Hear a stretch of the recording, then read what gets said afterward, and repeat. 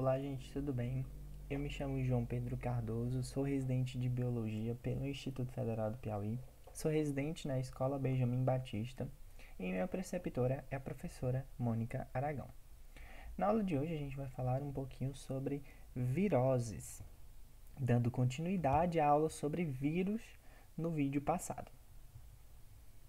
Bom, o que são viroses? A gente vai iniciar nossa aula conceituando como toda aula da gente.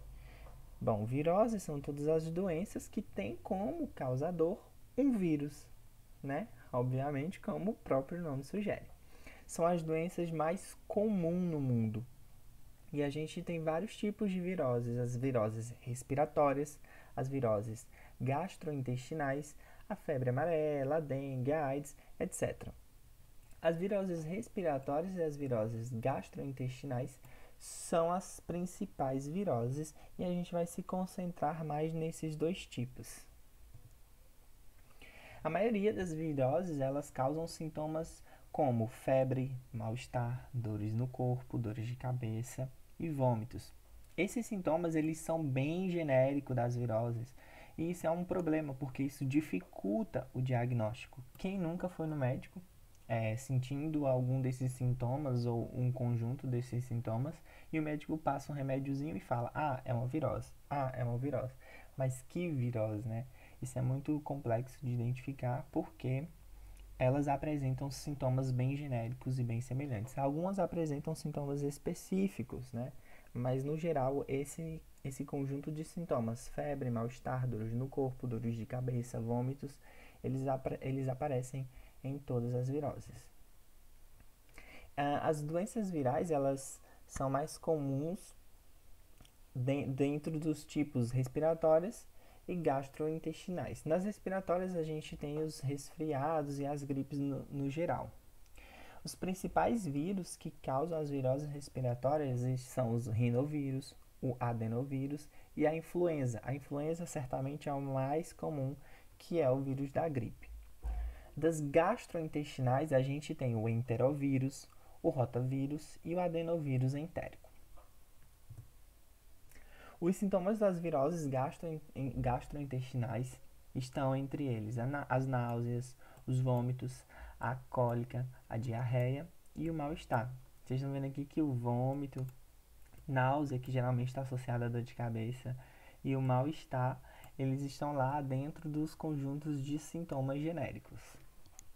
Os sintomas das viroses respiratórias, os principais são dor de garganta, nariz entupido ou obstruído, coriza, tosse e febre. Ok? Tosse e febre estão lá também dentro dos sintomas bem genéricos de todas as viroses. As principais doenças causadas por vírus. Aqui apareceu um pouco errado, mas a palavra é vírus, viu, gente? Corrijam aí no caderninho de vocês. A AIDS, certamente a mais conhecida de todas, é uma doença causada pelo vírus HIV. E como é que esse vírus afeta o organismo? Ele vai danificar o sistema imunológico e vai interferir, consequentemente, na habilidade do organismo de lutar contra outras infecções. Então, outras infecções como, por exemplo, a pneumonia e etc. Então, na AIDS, o sistema imunológico do paciente vai ficar acometido. A gente tem a catapora, que certamente também é outro bem conhecido. É uma doença muito comum na infância e é causada pelo vírus varicela zoster. E ela vai provocar bolhas avermelhadas com coceira e ela pode ser altamente contagiosa para aqueles que nunca foram acometidos antes ou para aqueles que não receberam a vacina. Atentem essa informação, Aqueles que nunca foram acometidos antes e para aqueles que não receberam a vacina. Isso aqui é muito interessante a gente ressaltar, porque no finalzinho da aula a gente vai falar um pouco sobre vacinas, então vocês vão lembrar disso aqui. A gente também tem a dengue. Aqui no Brasil é a mais popular na campanha de vacinação. Bom, a dengue é uma doença viral transmitida pelo mosquito Aedes aegypti e ela ocorre em áreas tropicais e subtropicais. E o Brasil está, sim, dentro de uma área tropical, então, consequentemente, é a doença mais disseminada no país todo. E os sintomas do tipo mais leve da doença, eles são muito semelhantes à gripe, né? Como a gente já viu, tem um conjunto de sintomas que é bem genérico de todas as viroses, e isso não é diferente para a dengue.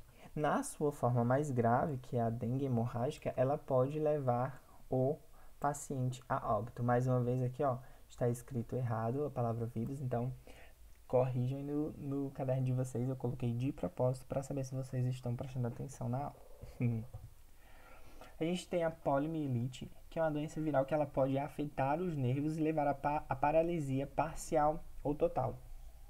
É muito interessante ressaltar que a poliomielite ela é muito conhecida como paralisia infantil. Entretanto, ela pode afetar tanto crianças quanto adultos. Por isso que é importante estar com a sua cadernetazinha de vacinação em dias.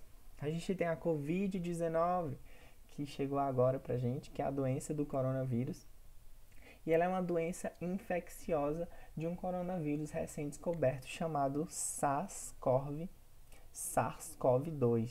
E os sintomas da doença são muito variados. A gente tem sintomas desde casos mais severos, em que os pacientes eles precisam passar por um processo de intubação, quanto casos mais leves, em que os pacientes eles podem ser assintomáticos, não apresentar sintomas nenhum. Dos que apresentam sintomas estão entre eles a perda do paladar, do olfato, e às vezes esses sintomas acabam se tornando sequelas e permanecem mesmo após passar do processo de infecção. Outras doenças causadas por vírus estão a cachumba, o condiloma acuminado, a febre amarela, que tem o mesmo vetor que é o Aedes aegypti lá da dengue. Tem a gripe, a hepatite, a mononucleose, a raiva dos animais, a rubéola, o sarampo e a varíola.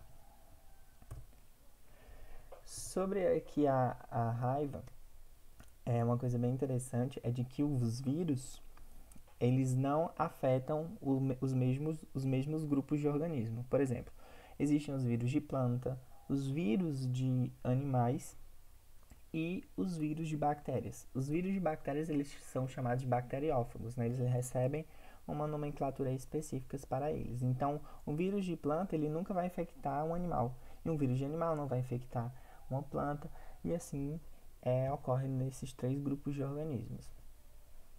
A principal prevenção contra os vírus é manter as vacinas em dia e ter hábitos de higiene. Entre esses hábitos de higiene está lavar as mãos, usar álcool em gel, não compartilhar objetos pessoais. Quanto a lavar as mãos, é importante lavar as mãos tanto antes quanto depois de se alimentar e ao ter contato com pessoas doentes ou mesmo com pessoas não doentes, né? Porque a gente nunca sabe. Por exemplo, como é o caso do novo coronavírus, algumas pessoas elas são assintomáticas, então não tem como você visualmente saber se a pessoa está ou não contaminada. Lave muito bem as frutas e legumes e é importante não compartilhar talheres, copos, toalhas ou lenços ou qualquer objeto de uso pessoais, incluindo alicate de unha, pinça, etc. Quanto à vacina, que certamente é o principal meio de prevenção da maioria das viroses. As vacinas elas são substâncias constituídas por agentes patogênicos, eles podem ser tanto vírus ou bactérias. E esses agentes eles podem estar vivos ou mortos, e a ação deles vai ser basicamente estimular o sistema imune a produzir anticorpos, né? Por exemplo, eu vou pegar um vírus menos agressivo, uma versão do vírus menos agressiva ou da bactéria, e vou inocular a pessoa com aquele vírus por meio da vacina. A partir do momento em que a pessoa entra em contato com essa versão mais fraca, ela começa a produzir anticorpos. E esses anticorpos eles vão ficar armazenados na memória imunológica da pessoa. Então, quando ela entrar em contato com a versão mais agressiva daquele organismo, daquele patógeno, ela já vai estar teoricamente protegida. As vacinas elas são seguras e poucas causam reações adversas, sendo essas geralmente leves e de curta duração. É por isso que a gente tem um calendário de vacinação. Há vacinas em que são necessárias renovação anualmente, vacinas que a cada 5 anos, a cada 10 anos. As vacinas, como a gente já falou, elas tratam-se da principal forma de prevenção de inúmeras doenças, sejam doenças causadas por vírus ou por bactérias. E elas não protegem apenas o indivíduo que foi imunizado, mas toda a comunidade, né? Porque a partir do momento em que o indivíduo ele está vacinado, ele passa então a estar protegido a determinado patógeno. E se ele está protegido, quando ele entra em contato, ele acaba não adoecendo, porque o corpo já está preparado para atacar aquele patógeno. E quando ele não adoece, ele também não se torna um vetor da doença, transmitindo ela para as demais pessoas e, consequentemente, contribuindo para o processo de evolução daquele vírus, fazendo com que ele vá se recombinando e se tornando cada vez mais potente, porque os vírus eles têm uma capacidade de recombinação gênica impressionante. O link para a atividade de revisão ele vai estar aqui na descrição, bem como do simulado, que vai equivaler à nota. Lembrem-se que a atividade ela equivale à frequência e pontos qualitativos. Não esqueçam de preencher o nome completo de vocês e colocarem as turmas com a respectiva letra, tipo terceiro ano A, terceiro ano B, terceiro ano C e etc., para facilitar a gente na hora da separação das atividades. Muito obrigado por terem assistido aqui. Permaneçam em casa. Se precisar sair, usem máscara. Sempre que possível, lavem as mãos e usem álcool em gel quando necessário.